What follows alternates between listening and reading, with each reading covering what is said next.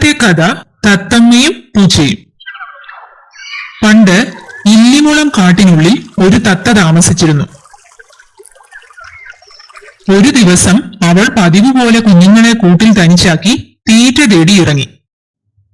അങ്ങനെ അവൾ കാടിനടുത്തുള്ള നാട്ടിൻപുറത്തെ ഒരു വീടിന്റെ അടുക്കള ഭാഗത്തെത്തി.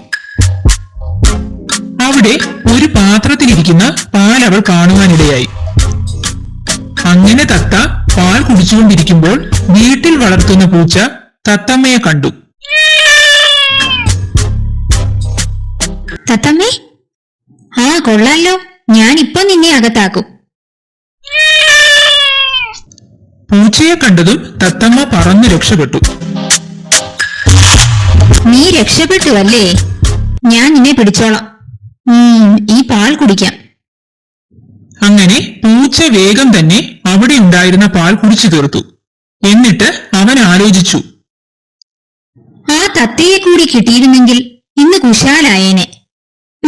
എങ്ങനെയെങ്കിലും അവനെ പിടിച്ചകത്താക്കണം. അങ്ങനെ പിന്നീട് പൂച്ച തത്ത താമസിച്ചിരുന്ന സ്ഥലം കണ്ടുപിടിക്കാനായി കാട് കയറി.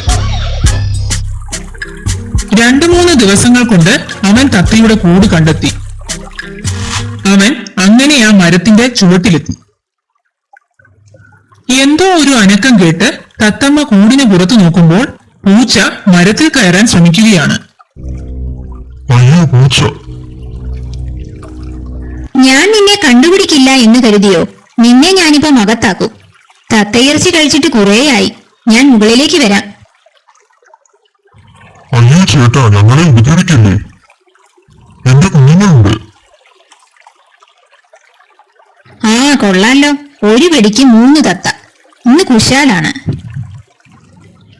ഇങ്ങനെ പറഞ്ഞുകൊണ്ട് പൂച്ച മരപ്പൊത്ത് ലക്ഷ്യമാക്കി മരത്തിന്റെ മുകളിലേക്ക് കയറി. പെട്ടെന്നാണ് അവന്റെ കാൽ ഒരു വള്ളിയിൽ തട്ടി. ഉടനെ ആ വള്ളിയിൽ കൂടുകൂട്ടി താമസിച്ചിരുന്ന തേനീച്ചക്കൂട്ടം ഇളകി. അവ കൂട്ടത്തോടെ പൂച്ചയുടെ നേരെ പാഞ്ഞെടുത്തു. പൂച്ച പേടിച്ചു മരത്തിൽ നിന്നും വീണു. അയ്യോ, എന്റെ നടുവൊടിഞ്ഞു. എന്നെ കുത്തല്ലേ. പിന്നീട് ആ പൂച്ചയുടെ ശല്യം തത്തയ്ക്കും മക്കൾക്കും ഉണ്ടായിട്ടില്ല. ഈ കഥയുടെ സാരം: ആരെയും നാം വെറുതെ ഉപദ്രവിക്കാൻ ശ്രമിക്കരുത്.